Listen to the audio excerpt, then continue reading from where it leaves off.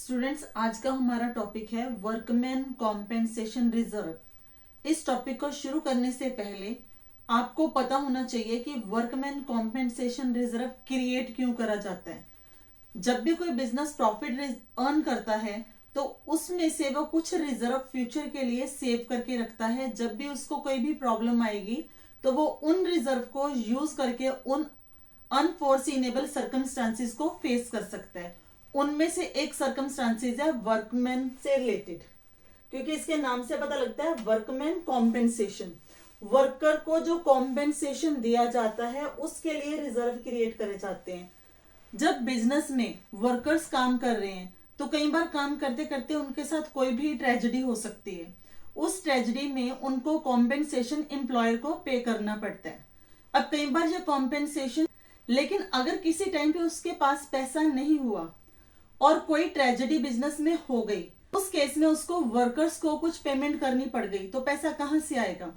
उसके लिए जो बिजनेसमैन है वो पहले से ही एक रिजर्व क्रिएट कर लेते हैं जिसको बोला जाता है workman compensation reserve. Workman compensation reserve के डिफरेंट डिफरेंट केसेस हैं।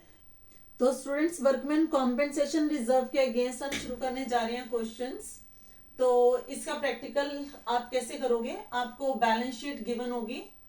बैलेंस शीट के अंदर वर्कमैन कॉम्पेंसेशन रिजर्व का सपोज अमाउंट दिया हुआ है 3 लाख रुपीस। ठीक है, ये आपकी बैलेंस शीट है। एसेट साइड में इसके अगेंस्ट कुछ भी नहीं होता। इसी को बेस मान के मैं आपके आगे सारे क्वेश्चंस करूंगी।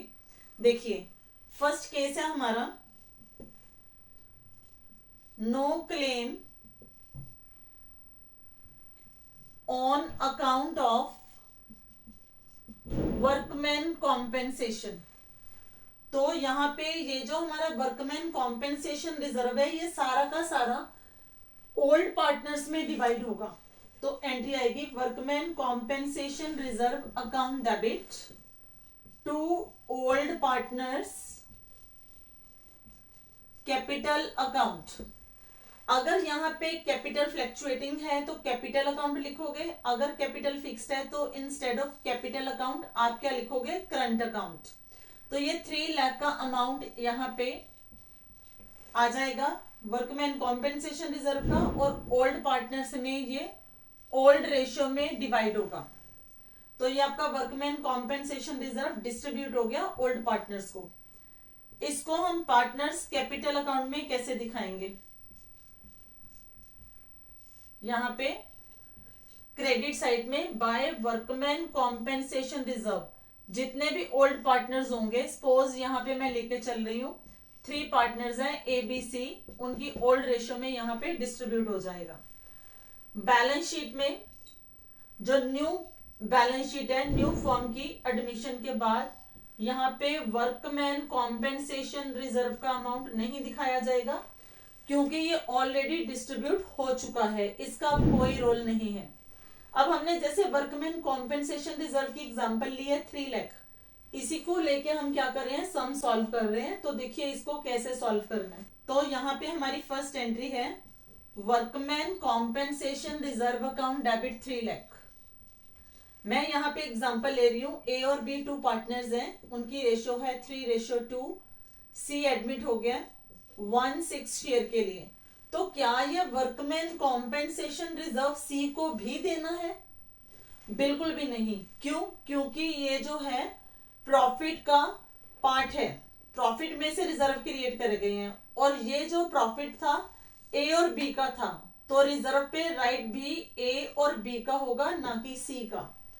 तो workman compensation reserve account debit to A's capital account, और अगर फिक्स्ड है तो current account, to B's capital account.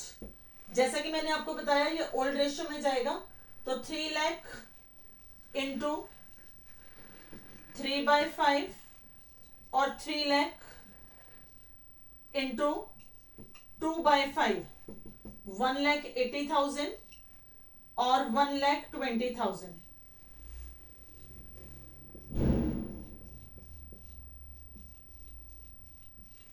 ये आपका वर्कमैन कॉम्पेंसेशन रिजर्व डिस्ट्रीब्यूट हो गया ए और बी के कैपिटल अकाउंट में। अब जब आप इसका पार्टनर्स कैपिटल अकाउंट बनाओगे,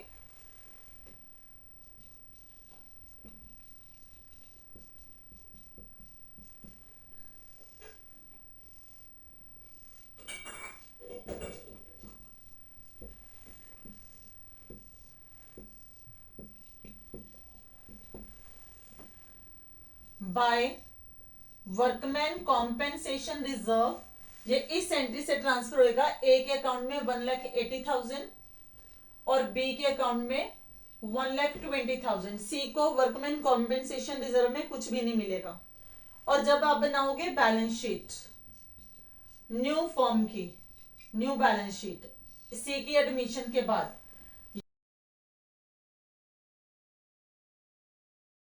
यहां पे कुछ भी नहीं आएगा।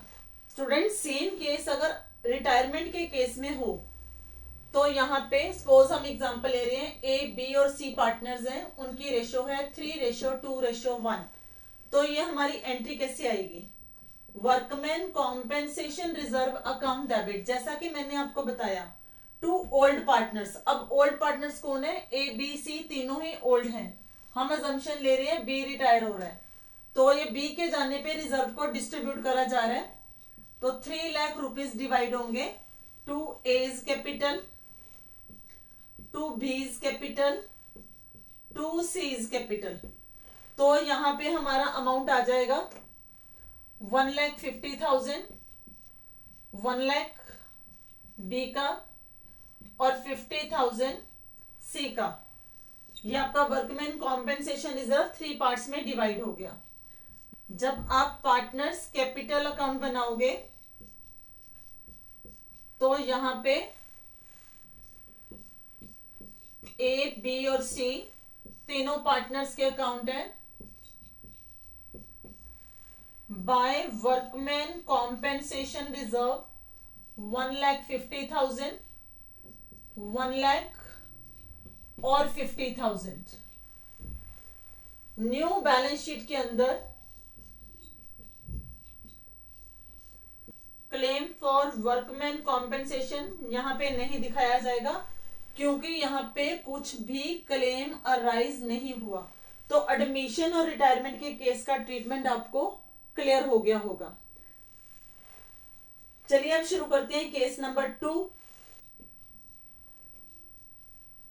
Claim on account of workman compensation ₹3 lakh. यहां पे क्लेम अराइज हुआ है 3 लाख का।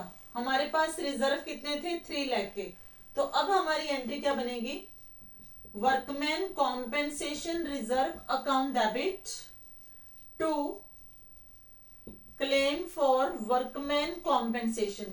3 लाख का रिजर्व है, इसको रिजर्व के आगे डालोगे और जितना क्लेम अराइज हुआ है वो क्लेम के आगे। हमारे पास रिजर्व सारे के सारे यूटिलाइज हो चुके हैं, इसलिए आगे इसकी कोई एडजस्टमेंट नहीं होगी। पार्टनर्स कैपिटल अकाउंट में ये नहीं जाएगा। अब ये सीधा कहां जाएगा? बैलेंस शीट में, न्यू फॉर्म की न्यू बैलेंस शीट में। यहां पे आप क्या दिखाओगे? क्लेम फॉर वर्कमैन कॉम्पेंसेशन, जितना क्लेम हुआ है वो सारा यहां न्यू बैलेंस शीट में आ जाएगा।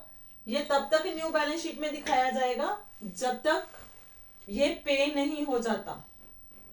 चाहे ये केस एडमिशन का है, चाहे ये केस रिटायरमेंट का है, इस केस में कोई चेंज नहीं आएगा। थर्ड केस है claim on account of workman compensation 2,10,000। Students हमारे पास वर्कमैन कॉम्पेंसेशन रिजर्व था 3 लाख, क्लेम हो रहा है उससे कम 2,10,000। हमारे पास रिजर्व बाकी बैलेंस बच रहे हैं।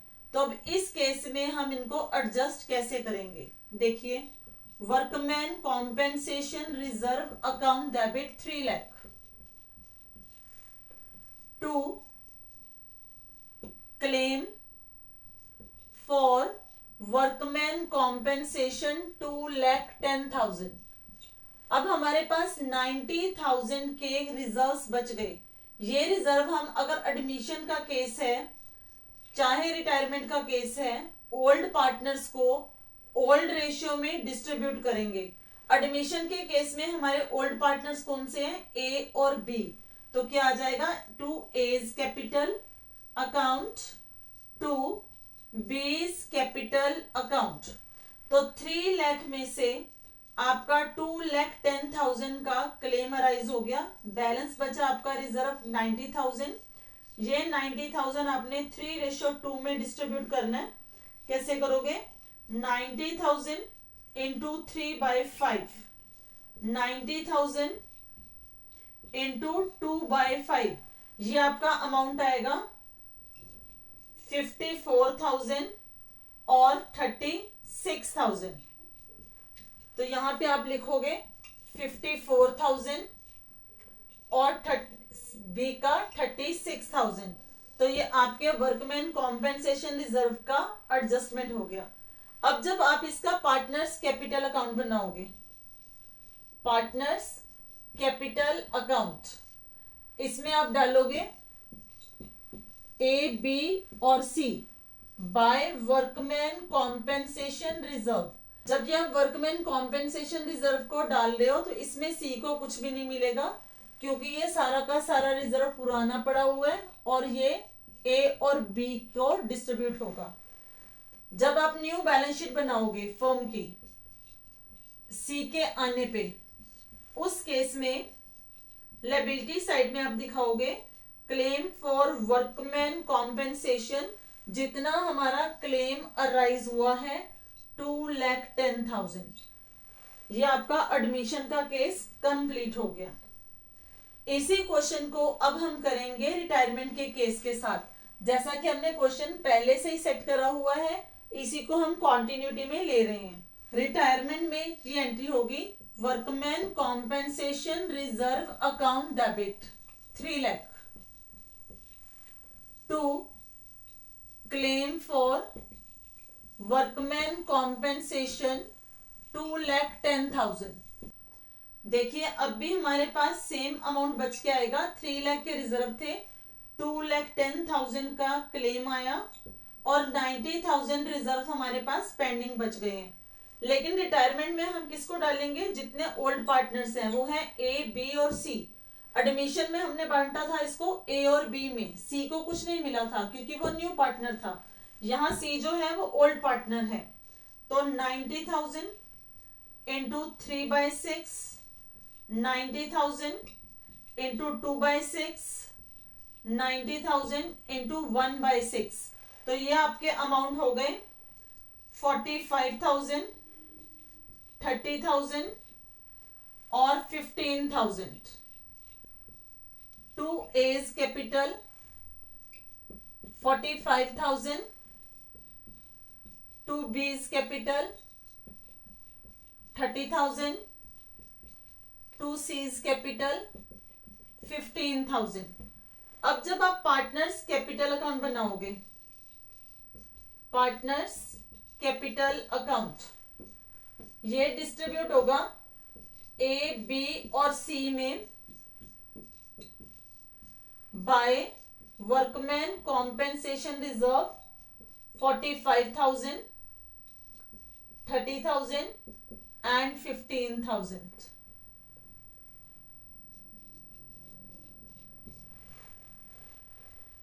क्लियर। और जब आप न्यू बैलेंस शीट बनाओगे,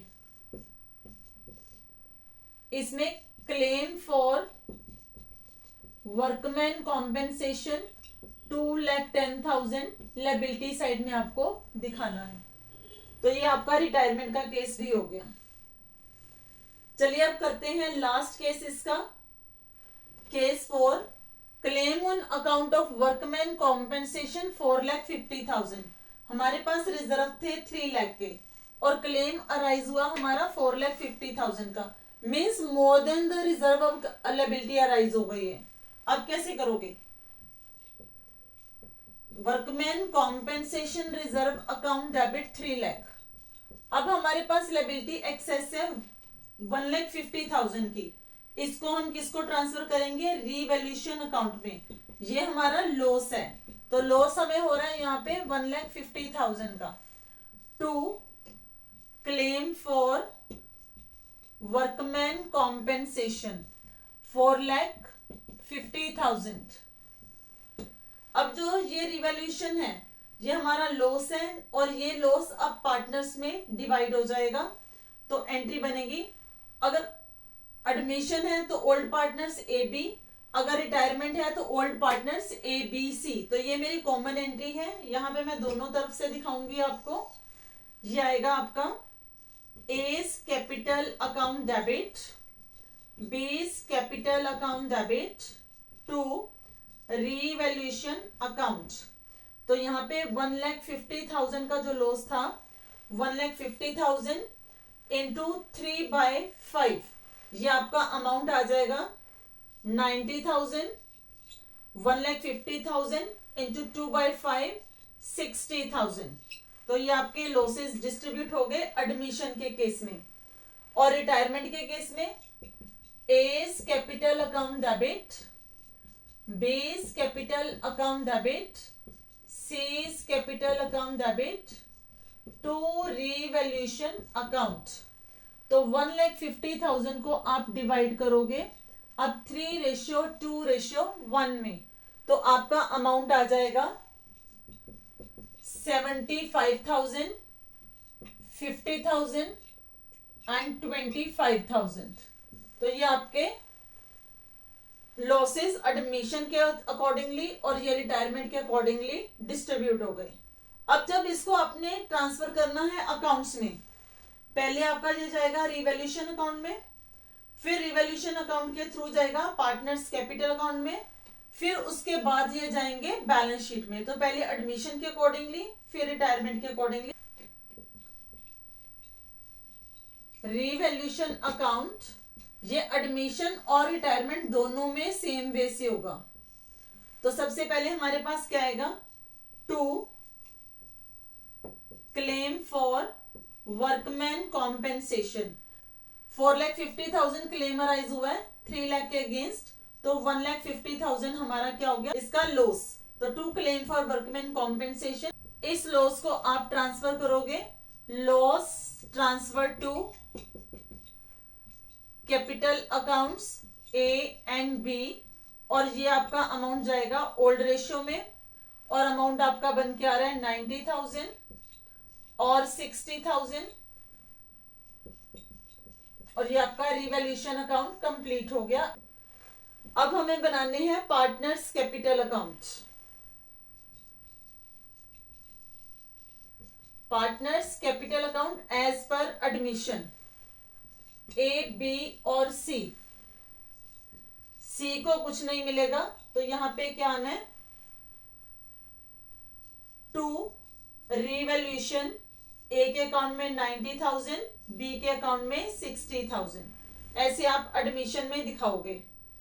then balance sheet new form की, इसमें आपका आ जाएगा क्लेम फॉर वर्कमैन कॉम्पेंसेशन 4,50,000, और ये आपका एडमिशन के अकॉर्डिंगली कंप्लीट हो गया।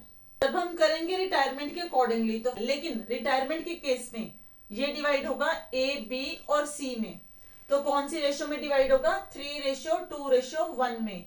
तो ये अमाउंट आएगा आपका 75,000, 50,000 और 25,000।